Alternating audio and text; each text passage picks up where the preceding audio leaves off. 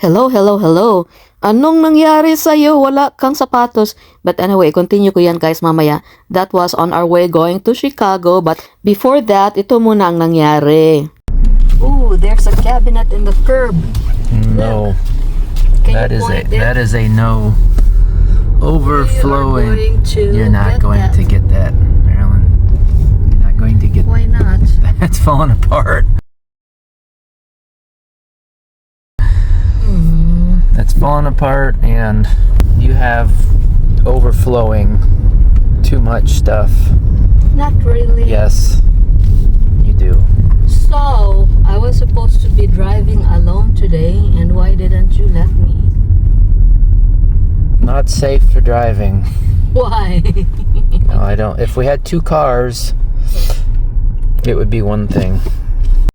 So yun na nga guys, ilang buwan na akong hindi nyo nakikita nagda-drive kasi hindi na ako pinapadrive ng asawa ko dahil wala na kaming isang car. Yung car niya ay wala na. From that time on, hindi na niya ako pinapadrive kasi pag may problema daw mahirap niya akong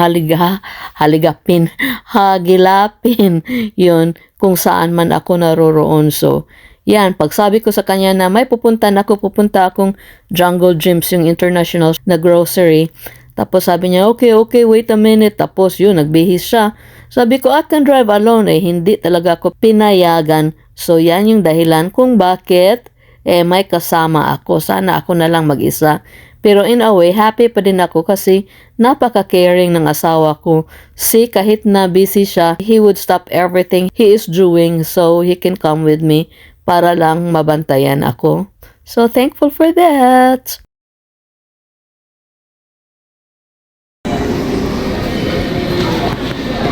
Tingnan yung asawa ko.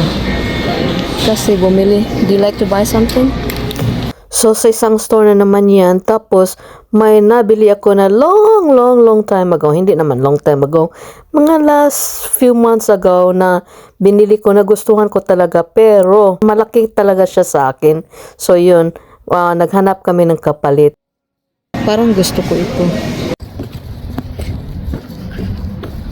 Hindi na lang sana ako bibili ng clothes. Kasi hindi ko nadala yung pang-exchange ng clothes. Clothes na ipapalit ko or iuwi ko ba. I will exchange. Nako, nakalimutan ko sa bahay. So sabi ko sa asawa ko, so I will not feel guilty if you bought me clothes, right? Because you're gonna... What do you call that? kasi sabi ko sa kanya, balik ka sa bahay kasi balik ka para exchange natin Sabi niya, ayaw ko mag-drive. So yun, nakabili ako ng mga damit. Pero the good thing is, they're on sale. So what? I don't know if I should go this way. Yun. So hindi ako guilty kasi sabi niya hindi naman siya napakamahal. So ito. Kaya punta kami Jungle Gyms kasi bibili kami ng isda kasi nakita ko kay Miss Feli kanina. Nagluto siya ng bangus guys, mukhang masarap. So if you have time, you go to Feli's vlog.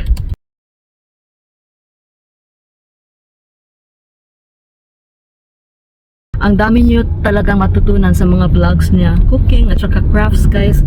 Oh my gosh, I've started like watching her videos recently. Ang dami kong natutunan. So puntahan niyo siya guys, Feli's vlog. Tapos what's that on the road? I think it's a bird? Yeah, I think it's one of the birds. So yeah, I think it's one of the geese or something. But anyway, may nakita kaming nasa gasaan na bird. Ito yung problema ko. Nadidepress talaga ako pag may mga animals na sasaktan.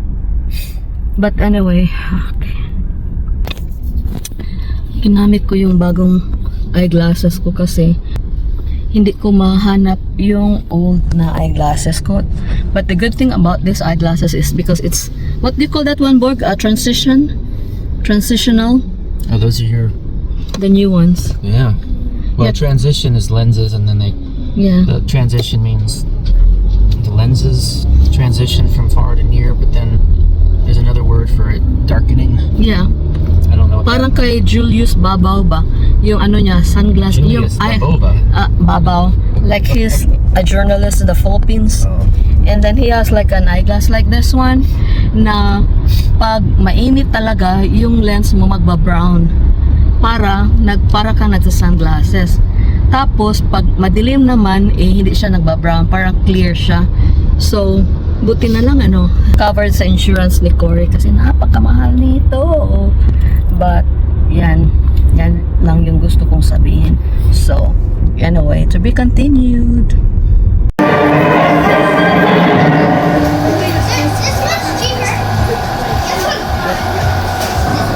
May smoke effect pa. Ew, that's scary. You are that scary, mister.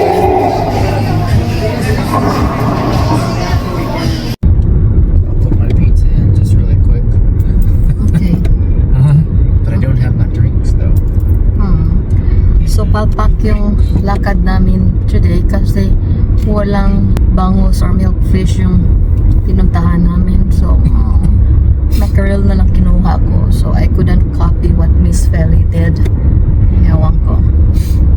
But, alam nyo guys, doon sa sa tindahan, doon sa grocery store, naiyak na naman ako.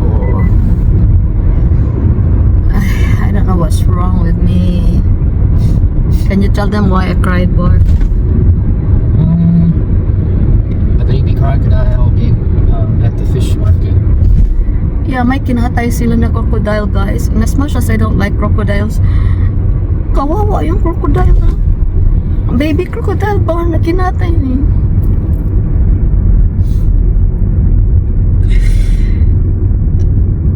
On our way to the store, nakita ko din yung